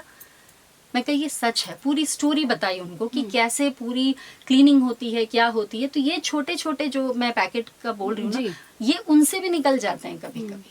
तो वहां पर उसको कैसे ड्रेनेज करना है, तो दे वर वेरी शॉर्ट। अब एटलीस्ट उन्हें ये पता है कि अगर कहीं पे ड्रेनेज है या कहीं पे रुक गया है तो हमें लोगों को अवेयर करना है, हमें बोलना है कि नहीं ये प्लास्टिक यहाँ मत डालिए वरना हमारा पानी रुक जाएगा, यही पानी हमारे पास आ रहा है। तो इस तरीके से कोशिश करती हूँ कि पर्यावरण की ओर थोड़ी बहुत जिम्मेदारी निभा पाए। बहुत बड़ी आपने बात कही, बहुत अच्छी आपने बात कही है। शायद ये छोटे छोटा जो कॉर्नर है उस पैकेट का, हम उसको बहुत लोगों की नजरों से निकल जाता है। एग्जैक्टली, हम उसको भूल जाते हैं। वो बहुत इंपॉर्टेंट पार्ट होता है जो बहुत ही छोटे छोटे, मतलब हमें पता भी नहीं है, बिल्लियां हैं ये, वो खा लेते हैं, वही चीजें उनके उसमें चोक करती हैं हमेशा। ये शब्दों की चौपाल का बहुत फायदा है हमारे समुदाय को, हमारी कम्युनिटी को, क्योंकि इतने सब विचार निकल कर आ रहे हैं जो कि अभी स्मिता जी ने बताया। और अब उनके साथ ही बिल्कुल बैठी हुई है रुचिरा। मैं इसमें एक कविता कवित्री भी है। आप कवित्री भी हैं और बिल्कुल कविता पाठ आप करना चाहेंगी तो जरूर हम, हमारे लिसनर्स बैठे इस इंतजार में। मैं अभी सबसे सुना, सब लोग पहाड़ को बिलोंग करते हैं और कहीं ना कहीं शायद हम उन पहाड़ों को मिस करते हैं जो हमने बचपन में देखा था। लेकिन फिर भी पर्यावरण अगर कहीं पर थोड़ा बहुत भी सुरक्षित और संरक्षित है तो वो शायद पहाड़ों में है। इसीलिए मैं ये कहती हूँ कि जो सांसें शहरों में घुट जाती हैं जो सांसें शहरों में घुट सी जाती हैं, उन्हें सांस तो अक्सर पहाड़ों की खुली हवा में ही आती है। वाह, क्या बात। क्योंकि जब हम जाते हैं ना अपने उत्तराखंड में, तो हम जब यहाँ रहते हैं, मान लिया गर्मी में किसी वजह से, जैसे मैं अपनी सास को देखती हूँ, उनकी मजबूरी है, वो अब वहाँ नहीं जा सकते हैं, हमारे साथ रहते हैं जी, तो कहीं ना कहीं वो पहाड़, मेरी मम्मी है या कोई भी आप लोगों के यहाँ भी बहुत आता मिस होगा, करते हो उस वो जगह मिस को। करते हैं। तो उसी पे लिखा है कि मेरा उत्तराखंड बहुत याद आता है। जब हम शहरों के बीच रहते हैं तो बहुत सी ऐसी चीज़ें जो बात बात पे हमें वो चीज़ें याद आती हैं, बहुत छोटी छोटी वहाँ की चीज़ें याद आती हैं। शायद सब लोग कनेक्ट करेंगे उससे कि शहर के बीच में धुएं के जाल में, शहर के बीच में धुएं के जाल में अक्सर मुझे मेरा उत्तराखंड बहुत याद आता है। तब मुझे मेरा वो पहाड़ बहुत याद आता है जब बात मडवे की रोटी की हो, जब बात मडवे की रोटी की हो या फिर सिलबट्टे में पिसी नून की हो, दही में साने नींबू की हो या फिर बात हो सिसूड़ की, तब मेरा पहाड़, मेरा उत्तराखंड मुझे बहुत याद आता है।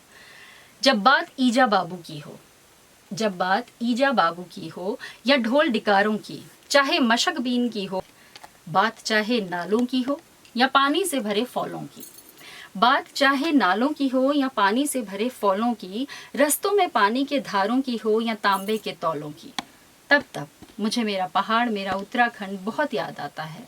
हाँ, मेरा पहाड़, मेरा उत्तराखंड मुझे बहुत याद आता है। जब बात गढ़वाली नथ की हो, जब बात गढ़वाली नथ की हो या कुमाऊनी रंग वाली पिछौड़े की, चाहे घुघुतिया जागर हो या छोलिया, घुघुतिया जागर हो या छोलिया चांचरी झोड़े की, तब मुझे मेरा पहाड़, मेरा उत्तराखंड बहुत याद आता है।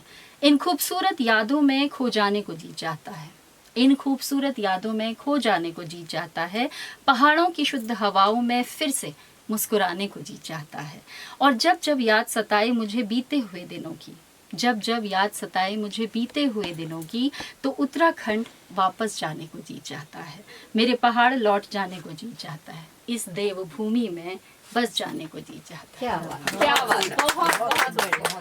पहाड़ का रहन सहन, उसका खान पान, उसका पहनावा, उसका त्योहार, सब आपने अपने इस कविता में शामिल किया और हम तक पहुंचाया। हमारे सभी जितने लोग हमसे जुड़े हुए हैं इस रेडियो के माध्यम से तक पहुंचाया, बहुत शुक्रिया आपका। बहुत बहुत धन्यवाद। इतने अच्छे विचारों के लिए। और रुचिरा की तरफ अब अगर हम रुख करें तो हमारे साथ अभी सभी जितने लोग जुड़े उन्हें बताएं, हमारे साथ रुचिरा पंत हैं, आप आर्किटेक्ट हैं।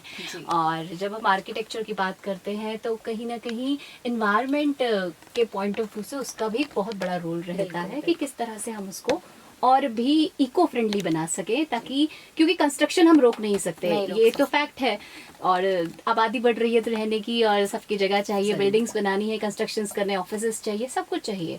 तो लेकिन उसको हम किस तरह से अपने एनवायरनमेंट को कम से कम नुकसान पहुंचाते हुए कर सकते हैं, ये तो एक आर्किटेक्ट ही बता सकते हैं जी, है ना। तो फैक्ट्स के साथ आप ज़रूर बताइए हमारे सभी सुनने वालों को, ताकि वो ध्यान रखें जब भी घर बनाने लगे, अपना ऑफिस बनाने लगे या कोई भी कंस्ट्रक्शन का पार्ट बने। So first of all, thank you so much स्वागत आपका बहुत बहुत। for inviting me and for having me here. And You're so most welcome.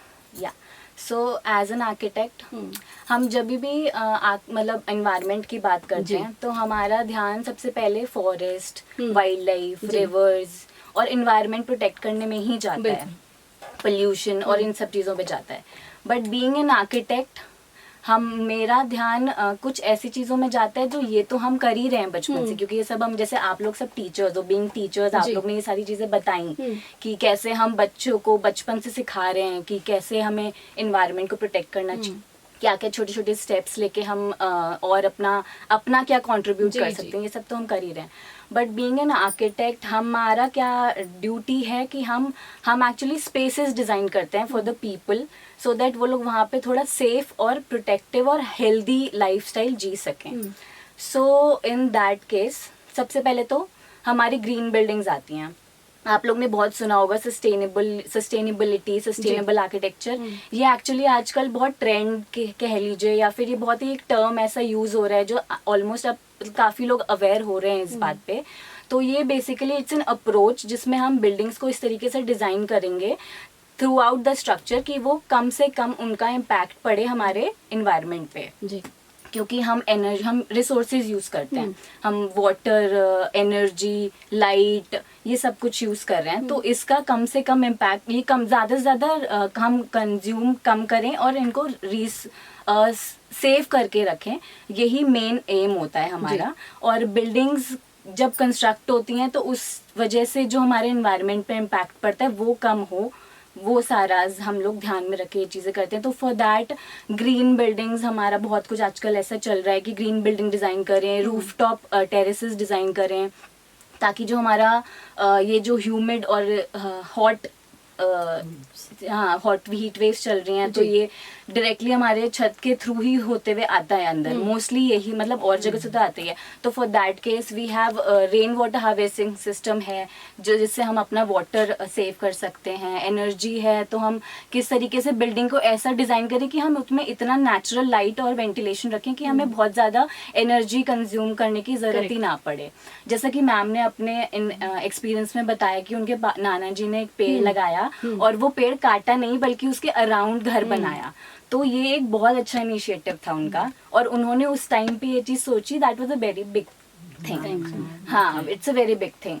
सो वो यही हम लोग का मेन एम होता है। मतलब हमारे पास कभी कोई ऐसा प्रोजेक्ट आता है कि जिसमें हमारा ऐसी साइट है कि उसमें बहुत सारे प्लांटेशन है, ट्रीज हैं, कुछ हैं ऐसे, तो कई केसेस में तो हम लोग नहीं कर सकते कि हम मतलब नहीं सेव कर सकते, बट मैक्सिमाइज यही होता है। मैक्सिमम केसेस में यही हम लोग ट्राई करते हैं कि अगर ऐसे कोई साइट पे ग्रीन बहुत हमारे, क्योंकि ये प्लस पॉइंट है कि इतना हमें ग्रीनरी अपने अराउंड मिल रही है, ये हर जगह हमें नहीं मिलता।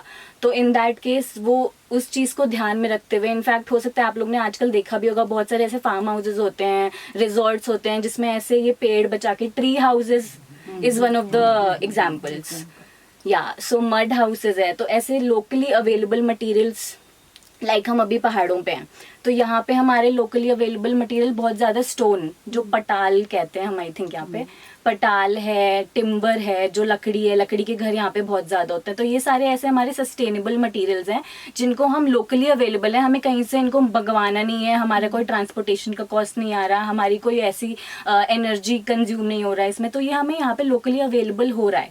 तो ये सारे ऐसे मटीरियल्स हैं जो हम यूज़ कर सकते हैं ताकि हमारा एक्स्ट्रा जो एनवायरनमेंट पे इम्पैक्ट है वो कम पड़े। उसके अलावा बहुत सारे ऐसे हमारे मटेरियल्स होते हैं जिन पर हम काम कर सकते हैं। हाँ, और मटेरियल्स हैं ऐसे जिन पे हम यूज़ करते हैं, जो यहाँ पे जैसे लोग बैम्बू है, bamboo is one of the most sustainable material, जो कि मतलब यहाँ पे तो आई थिंक इतना यूज़ नहीं होता है, बट साउथ में और ऐसे कई जगहों पे बैम्बू का बहुत यूज़ होता है, ऐसे हट्स और ये सब बनाने में। घर पे इंटीरियर में इनफैक्ट बहुत सारे ऐसे मटेरियल्स हैं जो इन्वायरमेंट फ्रेंडली हैं, जो हम लोग यूज़ करते हैं।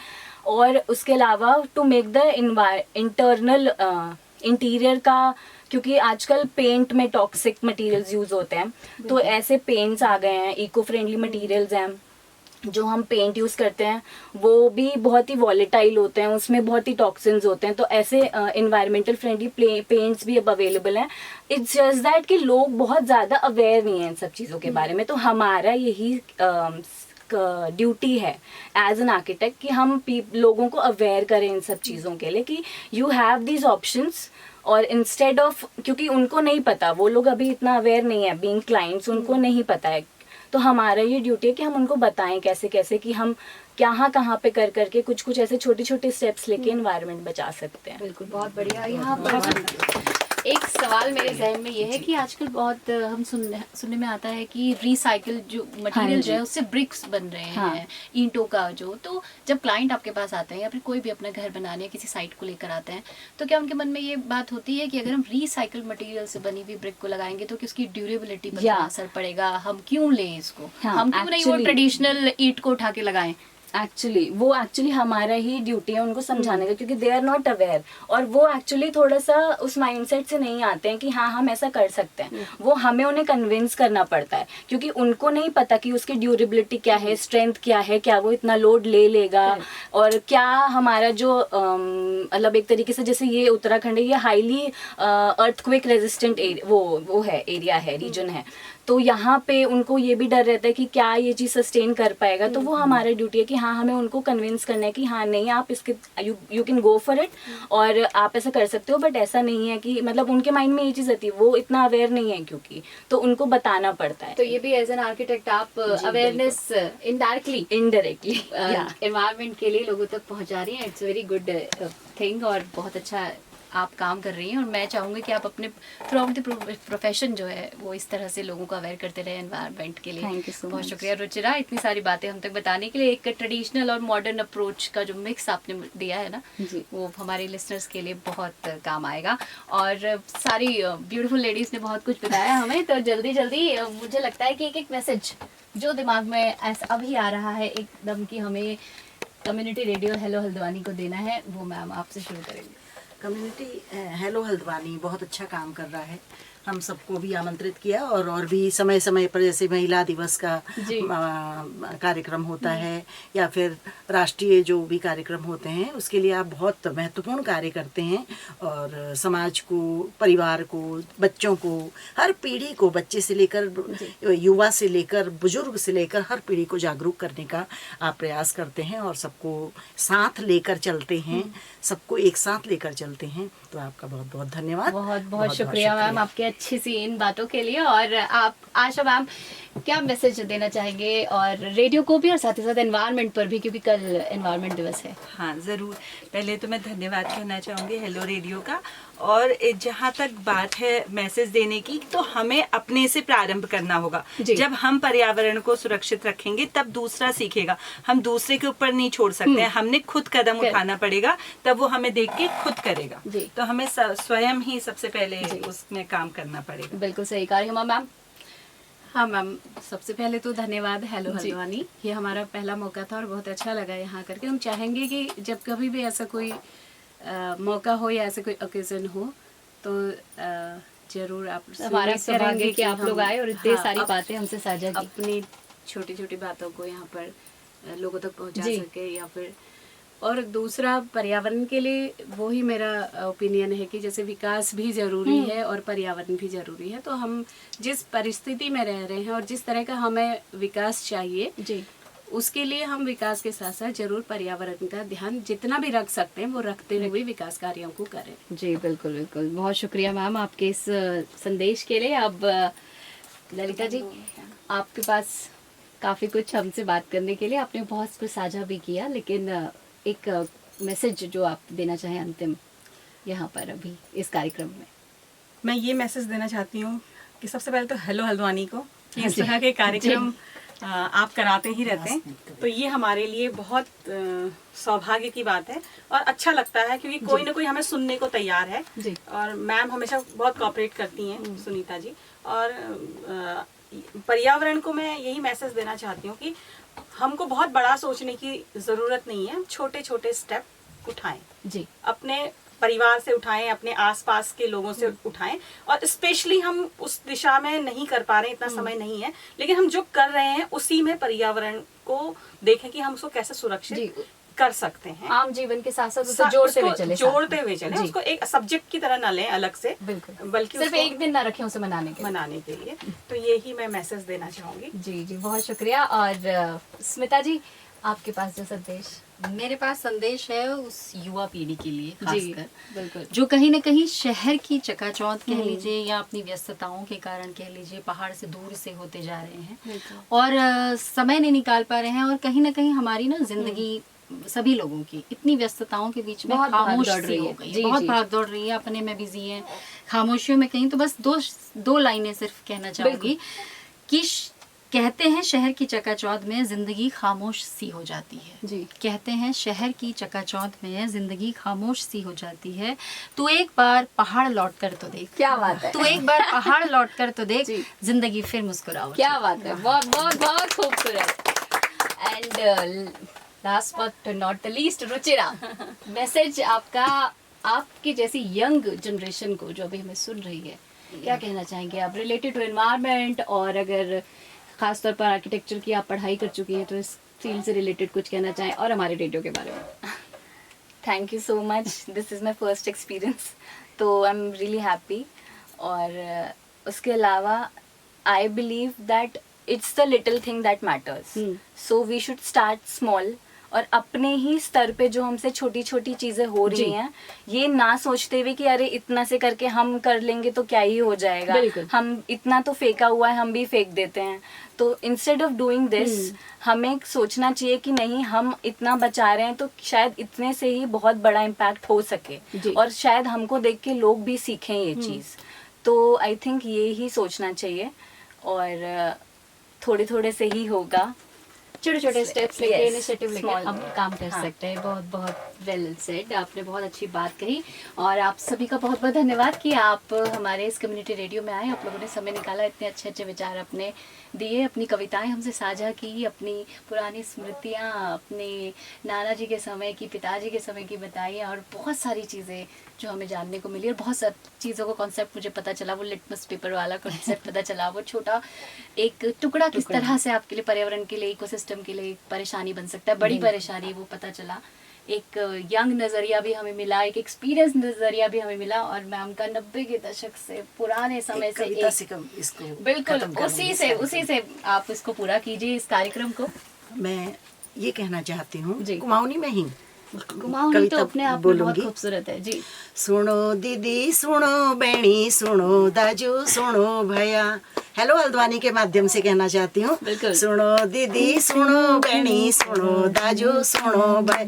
अपने पहाड़ आया, अपने पहाड़ आया, अपने पहाड़ आया, अपने पहाड़ आया. ठंडो पानी पी जया, ठंडी हवा खे जया, ठंडो पानी पी जया, ठंडी हवा खे जया. कोक पेप्सी वाझन लया, अपने पहाड़ आया. कोक पेप्सी वाझन लया, अपने पहाड़ आया. आलू गुटुक खे जया, ककड़ा रोएत खे जया, आलू गुटुक खे जया, ककड़ा रोएत खे जया. अंकल चिप्सा पैकेट वाझन लया, अपने पहाड़ आया. चिप्सा पैकेट वाझन लया, अपने पहाड़ आया. मडवो रोटी खे जया, सिसुणो साग खे जया, मडवो रोटी खे जया, सिसुणो साग खे जया. बन बर्गर वाझन लया, अपने पहाड़ आया. बन बर्गर वाझन लया, अपने पहाड़ आया. पूरी बड़ा खे जया, पूरी बड़ा खे जया. केक पेस्ट्री वाझन लया, अपने पहाड़ आया. केक पेस्ट्री वाझन लया, अपने पहाड़ आया. दे दूध पी जया, दे दूध पी जया. शराबा पाउच वाझन लया, अपने पहाड़ आया. शराबा पाउच वाझन लया, अपने पहाड़ आया. अनार दाढ़े में खूब खाया, अनार दाढ़े में खूब खाया. पुलम नारंगी खूब खाया, पुलम नारंगी खूब खाया. हिसालू का फल खूब खाया, हिसालू का फल खूब खाया. आरू खुमानी खूब खाया, आरू खुमानी खूब खाया. बोलो तीनों का ढेर झन लगाया, अपने पहाड़. बोलो तीनों का ढेर झन लगाया, अपने पहाड़. तब तुम गए दप्त ले आशीष दिला, दप्त ले आशीष दिला. जी रया बची रया, जी रया बची रया. सब जनी बची रया, सब जनी बची रया. अपने पहाड़ आया, अपने पहाड़ आया, अपने पहाड़ आया, अपने पहाड़ आया, अपने पहाड़ आया, अपने पहाड़ आया. इससे सुंदर मुझे लगता है कि किसी भी कार्यक्रम का अंत अब नहीं हो सकता है. आपने बहुत ही खूबसूरती से इसका समापन किया. और इसी के साथ आप सभी का बहुत बहुत शुक्रिया कि आप आए, अपना इतना कीमती समय निकाला, हमें दिया, हमारे इस रेडियो के साथ बांटा. मैं सोनू भट्ट आप सभी को बहुत बहुत धन्यवाद कहती हूँ. और साथ ही हेलो हल्द्वानी के जो हमारे सभी लिसनर्स हैं, दर्शक हैं, उनको हम धन्यवाद देते हैं कि आप हमसे जुड़े रहे इतने समय तक. मुझे भी इजाज़त दीजिए. और मेरे साथ जो बहुत लंबे समय से हमारे कैमरा को संभाले खड़ी हैं सुनीता भास्कर, और बहुत ही तन्मयता से सबको रिकॉर्ड कर रही हैं ताकि कोई भी अंश किसी का भी ना छूटे और सबके विचार आप तक पहुँचे। उनका भी बहुत बहुत धन्यवाद। सुनते रहिए आप इसी तरह से हमारा कम्युनिटी रेडियो हेलो हल्द्वानी 91.2 की फ्रिक्वेंसी पे। नमस्कार।